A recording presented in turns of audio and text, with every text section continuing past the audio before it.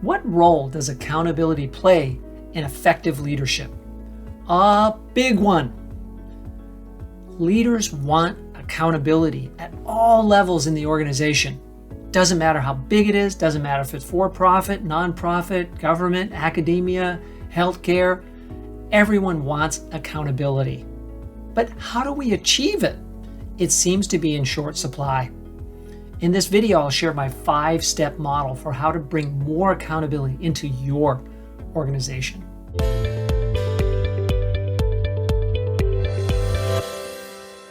I've worked with a lot of leaders over the years, and if there's something that I've heard a lot, it's that accountability seems lacking. One of the team development programs that I run actually features accountability as one of the key steps for team effectiveness.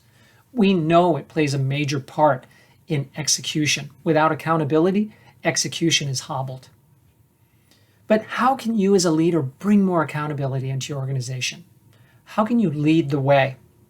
Well, first, you must understand that accountability starts with you. You must be highly accountable. Exemplify great accountability.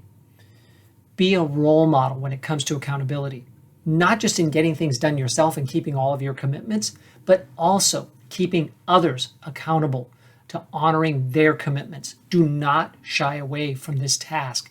You must model it. And then we can move to weaving it into the organization using this 5-step model.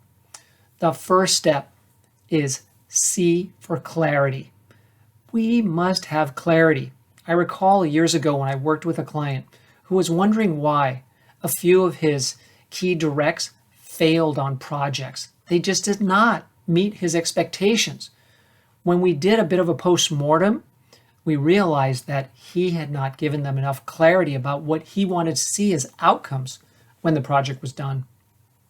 He took responsibility for not providing enough clarity. This is the foundational layer for accountability. Without clarity, you're going to have all kinds of excuses coming back to you as to why it wasn't done or didn't meet your expectations. So start there.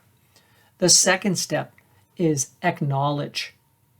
Once I have clarity, then I need to acknowledge an understanding of what's my part. How do I fit into this project? What am I going to be responsible for? I must acknowledge that. Not just verbally, but also in writing, to be clear about what's my part. And so I need to acknowledge. The third step is the next step.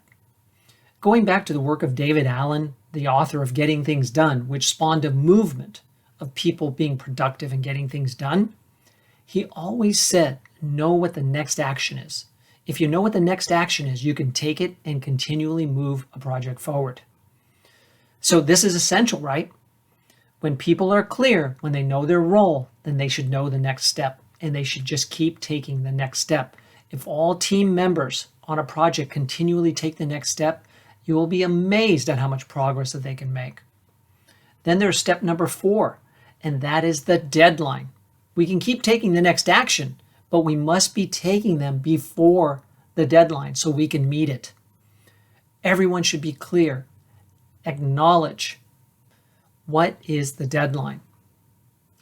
When we do that, then we're more likely to meet it when we have step 5, and that's ownership.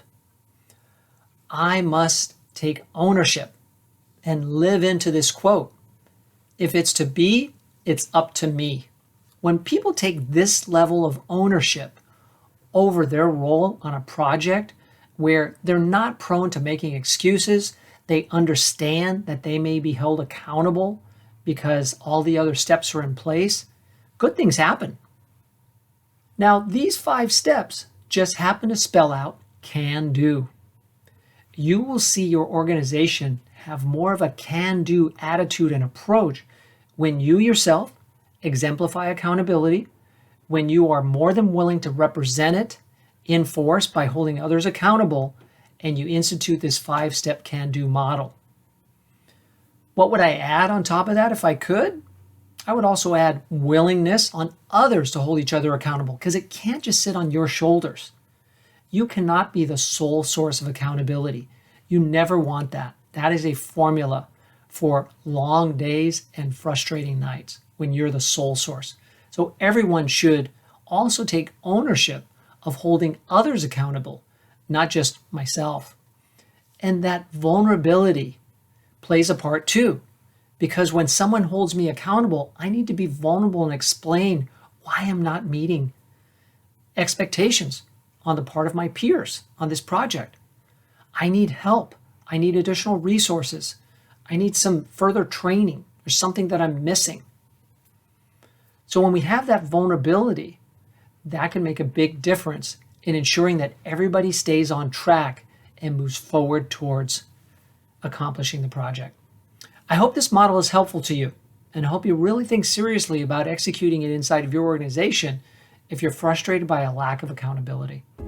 If you have your own ideas, please post them in the comments. If you have questions, post them in the comments. I'd be happy to read them and respond. Or you can email me at michael@BAECexecutivecoach.com. Of course, I'm also happy to receive your email requesting assistance and coaching for you, your team, or even your organization in how to install this model and be accountable to executing against it. Visit the website, BAECexecutivecoach.com. You can also schedule time there. And of course, if this video has been helpful, please like it, comment on it, and share it with others, and subscribe to the channel, because I'll be back with more videos to help you to be a more effective leader in the future. Thank you very much.